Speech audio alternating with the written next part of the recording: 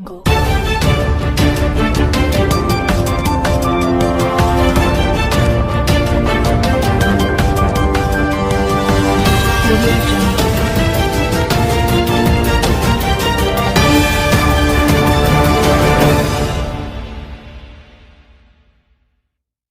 सबसे पहले तो आप सभी लोगों का धन्यवाद। जो भी पत्रकार साथी इतने शॉर्ट नोटिस में आप पहुंचे हैं और आज का प्रेस कॉन्फ्रेंस का जो विषय है वो हाथरस है। और हाथरस सिर्फ विषय नहीं है, हाथरस में कुछ ऐसा हुआ है जिसने सबके दिल को चोट दी है। हाथरस में मानवता शर्मसार हुई है। उसको लेके जो भी हमारी बातें मैं आप लोगों के बीच में रखूंगा। उत्तर प्रदेश में अपराध की बाढ़ आ गई। जैसा मैंने पहले भी कहा था कि कहीं भी अन्याय होगा और उसमें न्याय नहीं होगा, अपराधियों को सत्ता का संरक्षण होगा तो अपराध बढ़ जाएगा। उसी का बड़ा उदाहरण है कि पिछले 8 दिनों में 2 दर्जन से ज्यादा रेप जो है, हत्याएं उत्तर प्रदेश में हो रही। कानून व्यवस्था खत्म हो चुकी है। जो सरकार मानवता को शर्मसार करने वाली जो बात मैंने कही, जो सरकार मरने के बाद बेटियों के शव को सम्मान और सुरक्षा नहीं दे सकती, वो जिंदी बेटियों को सम्मान सुरक्षा क्या देगी?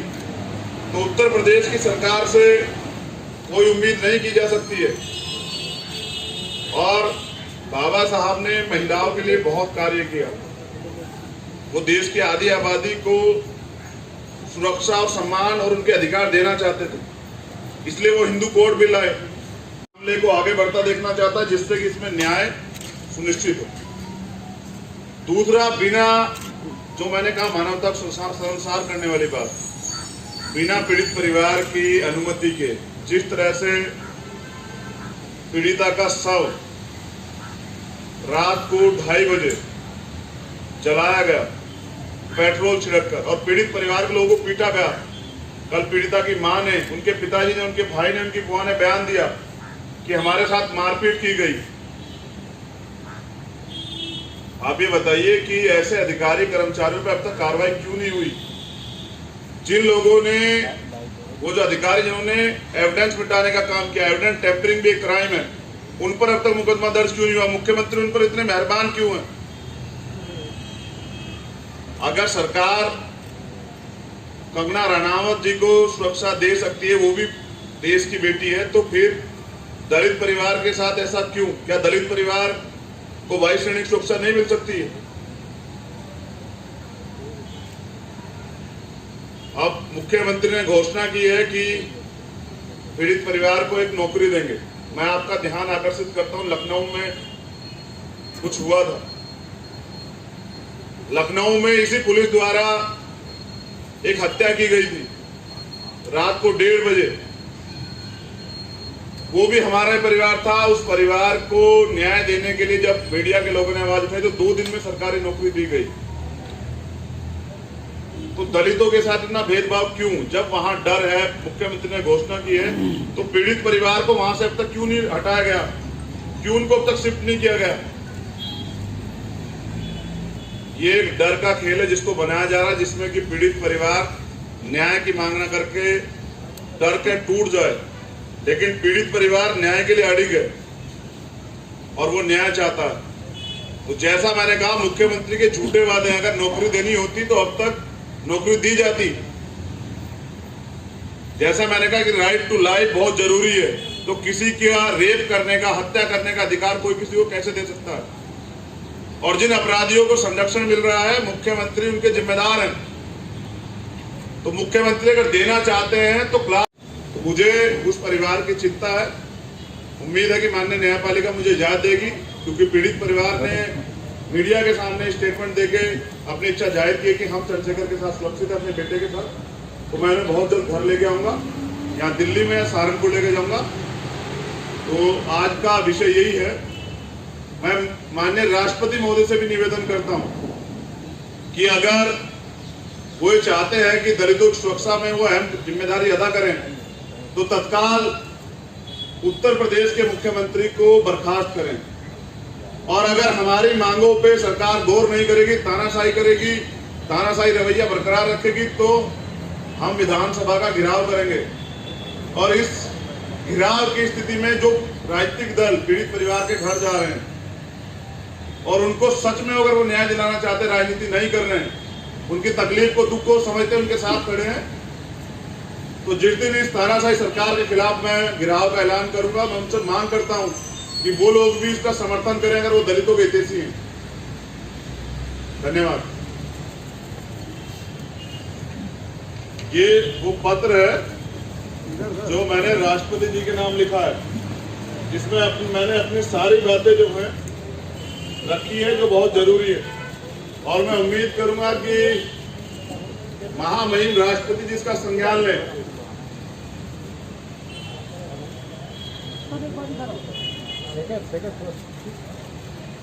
जो नंबर मीडिया के दबाव के बाद देश में जो न्याय के लिए आवाज उठी, उसके दबाव के बाद खोले गए हैं, वो रिकॉर्ड किए जा रहे हैं।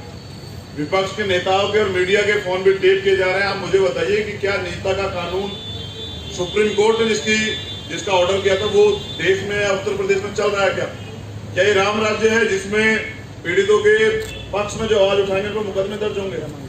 तो उत्तर प्रदेश में जैसा मैंने कहा कि तानाशाही चल रही है, जो भी सरकार के खिलाफ या न्याय के लिए लड़ेगा उसके साथ उसको सब चीजें खेलनी पड़ेगी। मैं ये भी बता दूं कि हम मुकदमों से नहीं डरते हैं। एक क्रांतिकारी के लिए जेल और मुकदमे गहना होती है, और मैं न्याय की इस लड़ाई को मजबूत करने के लिए किसी भी हद तक गुजरने के लिए तैयार हूं। अगर उत्तर प्रदेश में मुख्यमंत्री तानाशाही को बरकरार रखेंगे तो हम भी अपनी लड़ाई को, न्याय की लड़ाई को बरकरार रखेंगे। सरकार ने सीबीआई जांच की अनुशंसा की है, उसके बाद में परिवार और आरोपी कह रहे हैं कि सुप्रीम कोर्ट के जज की अध्यक्षता में जांच होगी। सीबीआई जांच से आप लोगों को क्या परहेज? परहेज कुछ नहीं है, बस सच जानना आपके लिए बहुत जरूरी है। और सच आपसे जुड़ा हुआ है कि जब सरकार के खिलाफ मीडिया के लोग कुछ चला देते हैं तो सीबीआई और इनकम टैक्स के छापे उनके दफ्तरों में भी लग जाते हैं। और पिछले इस सरकार के 6 साल के कार्यकाल में हमने देखा है कि सीबीआई सरकार का तोता बन के रह गई है। सीबीआई का यूज जो है वो सरकार मामलों को दबाने में और विपक्ष को डराने में कर रही है, मीडिया की आवाज दबाने में। तो ऐसी सीबीआई से मुझे कोई उम्मीद नहीं है, क्योंकि आपको याद होगा कि माननीय न्यायपालिका के जजों ने भी बाहर निकलकर ये कहा था कि न्यायपालिका में सरकार हस्तक्षेप कर रही है, तो सरकार की सारी एजेंसियां जो है सरकार के अधीन है। और ऐसा हम सब लोग जो है देश में होता देख रहे हैं। प्रमाण की जरूरत नहीं है, जो चल रहा है उसी को अनुभव के आधार पर कह रहे हैं। इसलिए हमने कहा कि रिटायर्ड जज होने चाहिए, कि यहाँ सरकार के हिसाब से काम करने पर उनका प्रमोशन ना हो जाए कल, तो जिनको कुछ खोने पाने का खतरा ना हो, ऐसे माननीय सुप्रीम कोर्ट के रिटायर्ड जजों के एक पैनल द्वारा जो है की निगरानी में पूरी जांच। चंद्रशेखर जी, एक सवाल था, आपने बात करी दंगों की, वहीं दूसरी तरफ एक और बात सामने आ रही है दंगों को लेकर के कि फर्जी वेबसाइट बनाई गई बहुत सारी, और 2-3 ऑर्गेनाइजेशंस का भी नाम आ रहा है। एमनेस्टी इंटरनेशनल है, उनमें से एसडीपीआई है, पीएफआई है। इनको कैसे देखते हैं? फर्जी वेबसाइट थी जिनका काम ही ये था कि कहीं ना कहीं दंगे भड़काना, कास्ट रिलेटेड दंगे भड़काना। अगर वेबसाइट से दंगे भड़कते हो तो फिर सरकार की क्या जरूरत है? सच ये है कि दंगे अगर भड़केंगे तो इंटेलिजेंस सरकार के पास है, और इंटेलिजेंस आम जनता के पास भी है। जिस तरह से वहां पीड़ितों को डराया जा रहा है और एक जाति को इतनी ताकत दी जा रही है कि अन्य समाज के लोग, चाहे वो किसी जाति धर्म के लोग, उत्तर प्रदेश में त्राही त्राही कर रहे हैं, लगातार इनकाउंटर हो रहे हैं, लगातार जो इस तरह कार्रवाई हो रही है और न्याय की जगह लाठियां मिल रही है। उससे स्पष्ट होता है कि डिस्कोर्स को बदलने के लिए, जैसा मैंने कहा कि हिंदू मुसलमान दंगे, क्योंकि यही बड़ा हथियार है उत्तर प्रदेश सरकार और देश की भाजपा की सरकार के पास, या जातिगत दंगे, और इसमें पिसेंगे हमारे लोग, ही हम जानते हैं। लेकिन इस बार हम तैयार हैं, हम सरकार की हर चाल पर नजर रखेंगे। इसलिए मैं माननीय न्यायपालिका के पास जाके इन सब चीजों का जो है संज्ञान लेने के लिए कहूंगा, क्योंकि मुझे नहीं लगता उत्तर प्रदेश में कुछ भी अच्छा चल रहा है। क्या कह रहे हैं संबोधित? कह रहे थे कि इसमें SC, ST, OBC और माइनॉरिटी का जज लगातार भेदभाव का शिकार हो रहा समाज। हमारा कहावत है कि दूध का जला हुआ भी जो छाछ जो है फूक फूक के पीता है। तो जिस तरह का डिस्क्रिमिनेशन भेदभाव हम यहाँ देखते हैं, हम एक सभ्य समाज में जीते हैं, लेकिन वहां भी अगर अपराधियों के पक्ष में पंचायतें होती हैं, अपराधियों के पक्ष में जो है रैलियां होती हैं, अपराधियों के पक्ष में एक पार्टी के लोग खड़े होते हैं, इसलिए मुझे डर है और मैं अपने डर को आप लोगों के सामने रख रहा हूं। इसलिए मेरी मांग थी कि अगर वो जज जो है दलित समाज से हो तो मुझे उम्मीद है कि बेहतर न्याय होने की संभावना है। धन्यवाद।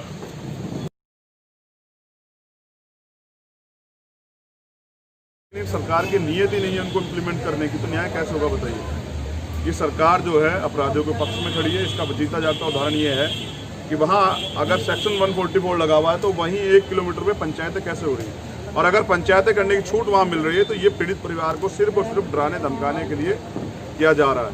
और इसके पीछे की कड़वी सच्चाई ये भी है कि हो सकता है कि कल उस परिवार के साथ रात के अंधेरे में कोई दुर्घटना घट जाए और इसके जिम्मेदार मुख्यमंत्री होंगे। मैं ये भी बता दूं, अगर मेरे परिवार के साथ कुछ होगा तो मुख्यमंत्री चैन से अपने कमरे में नहीं सोएंगे। हम सड़कों पे आ जाएंगे, रोड बंद करेंगे।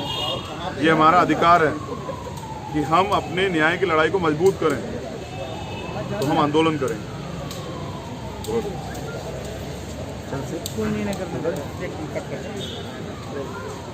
चंद्रशेखर यादव रावण जो है वो दूसरी बार पुलिस पहले नेता है, दूसरी बार उन पर केस की तरफ आज उन्होंने